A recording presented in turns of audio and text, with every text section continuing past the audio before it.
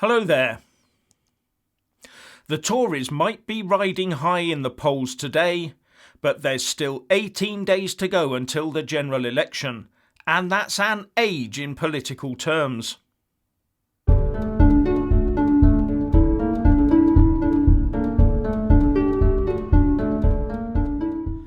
With his party leading in the polls, Boris Johnson probably felt very comfortable this afternoon while unveiling his Conservative Party Unleash Britain's Potential manifesto. According to one opinion poll from Opinium, the Tories have opened up a 19-point lead over the Labour Party.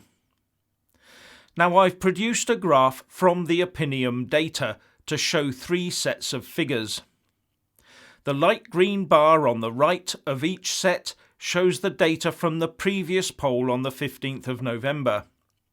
The red bar in the centre of each set represents the basic data collected for the latest poll from yesterday, and the blue bar on the left of each set shows the data for the latest poll after it has taken account of where each party is standing candidates.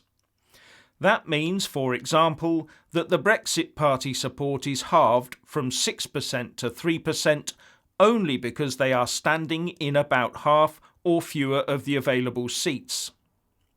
So comparing the previous poll with the latest poll corrected for where the parties are standing candidates, we have the Tories increasing by 3 points to 47% and 19 points clear of the Labour Party on 28% in second place. The self-styled Party of Remain, the Lib Dems, have dropped a couple of points to now sit on 12%, while, as already mentioned, the Brexit Party has dropped from 6% to 3%, but only because the pollsters have taken account of Nigel Farage's party only standing in just under 300 seats. This gives the Tories a very healthy lead that appears to be undented by the release of the rather adventurous Labour Party manifesto earlier in the week. Now, the increase in Tory support looks to be an obvious and direct result of the Brexit Party standing aside. And at present, the Labour Party seems to be stuck in a rut. And although the Lib Dems are pushing their Stop Brexit message as hard as they possibly can, far from gaining them ground, they are losing traction. And Data Praxis has conducted some analysis of YouGov polls, and according to them, the numbers of seats won by each party would look something like this in Great Britain, but excluding the 18 seats up for grabs in Northern Ireland. This prediction gives Boris Johnson 349 seats, meaning a secure majority of 48 seats for the Conservative Party. And that takes into account up to all of the 18 Northern Irish MPs, including the DUP, potentially refusing to support the Tories. Labour would get 213 seats, the SNP 49, the Lib Dems 14, Plaid would get 5, the Greens 1, and the last one would be taken by the Speaker of the House of Commons, Lindsay Hoyle.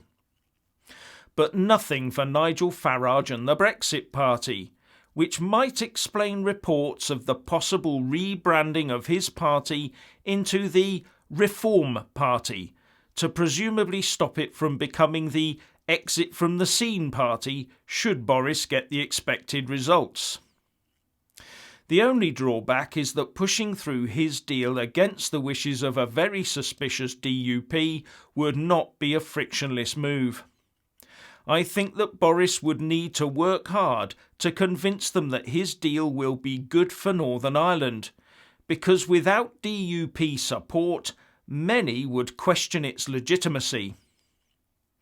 Mostly good news for Boris then, as he made his 14-minute speech outlining the contents of his party's slimline 59-page manifesto, with the central themes being that he'd get Brexit done while spending more on public services, including 50,000 more nurses, without changing the thresholds to raise more money from income tax, national insurance contributions and VAT. The Tory bigwigs are saying that this manifesto is not designed to be a game changer, and one BBC correspondent called it a sort of safety-first set of policies, with nothing outlandish, bold or over the top in it.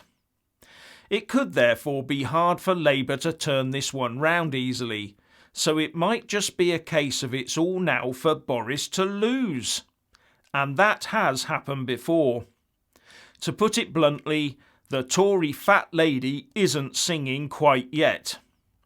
No, the time is not yet ripe for our big child Prime Minister in waiting to don his Christmas onesie and rip the glitzy wrapping from his prezzies of London bus traction engines.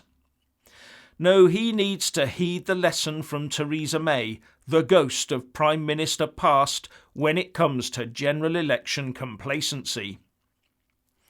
And the polling guru Sir John Curtis gives 3 reasons in the Telegraph as to why Boris should not yet consider himself home and dry. The first of these is that nearly 20% of Tory support currently relies on those that voted to remain in the 2016 EU referendum. And with the central plank of the party being to get Brexit done, many of these Tory Remainers may end up moving across to the Lib Dems in the coming days. And this could be enough to melt the Tory majority away. Then secondly, there are the Labour Brexiteers that Boris has managed to get on board his ship. With many of them believing in nationalising certain industries like water, mail, the utilities and rail, coupled with Jeremy Corbyn announcing his neutral stance on Brexit, we might see some of them decide in the end to vote red on the day anyway. And thirdly, at the moment, 2/3 of Leavers support the Tories, but only 40% of Remainers back the Labour Party. So if the Remainers decided to get behind Jeremy Corbyn, once again the Tory majority could be shaved down to hung Parliament territory. And this is exactly what nice old Grandpa Jeremy Corbyn will be working hard to bring about, now he's got the election that he said he wanted. Especially as the nation has welcomed with open arms his extremist, anti-Semitic, racist and misogynistic version of the Labour Party. Oh wait, he's actually as welcome as a potential leader of this country as Prince Andrew is as leader of a charity. Jeremy Corbyn has several problems, the main one of which is that he is not a trusted figure in the country at large, nor with many of his fellow politicians, even those in his own party. He is also going to have a very hard time convincing both Remainers and Leavers, especially the Brexiteers, to back the Labour Party based on his personal policy of remaining neutral on Brexit. The Remainers probably would back Labour if the party came out and swung fully behind staying in the European Union, or at the very least committed fully to a second referendum loaded with a choice between Remain or a Labour Brexit in name only. Otherwise they might feel that the Lib Dems were still a better choice for them.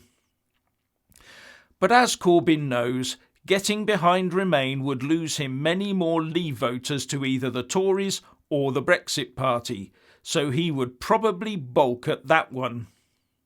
As for the Leavers, the realisation that the vast majority of any Labour front bench, like John McDonnell, would be campaigning hard for Remain, whatever Corbyn said, as well as knowing that the likely options on any second referendum ballot paper would be for Remain or Brino, will probably stop most Labour Leave voters supporting Corbyn at this time round, unless their attraction to his hard left policies on such things as nationalisation and increasing the take from inheritance tax outweigh the Brexit issue.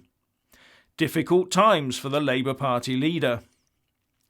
But for the Tories, This might be the time that their campaign leaders start to wrap Boris Johnson in cotton wool and get the masking tape out ready to gag him at the first sign of a Boris blunder. In fact, they may already have started that process, with the decision for him not to participate in a Channel 4 debate tonight, which forced the TV channel to cut the show. And there are also big question marks over whether Boris will take part in a Channel 4 climate crisis debate called Emergency on Planet Earth, The Debate, in the next couple of weeks.